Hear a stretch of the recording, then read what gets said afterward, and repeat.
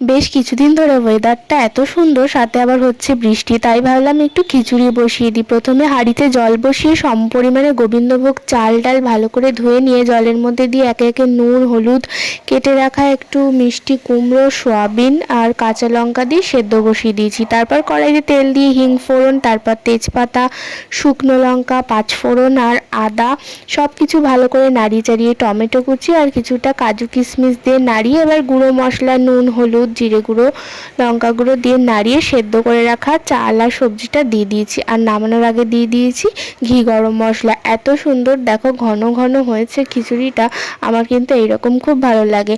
আর খিচুড়ির সঙ্গে খাওয়ার জন্য ডিম ভাজা করে নিয়েছি।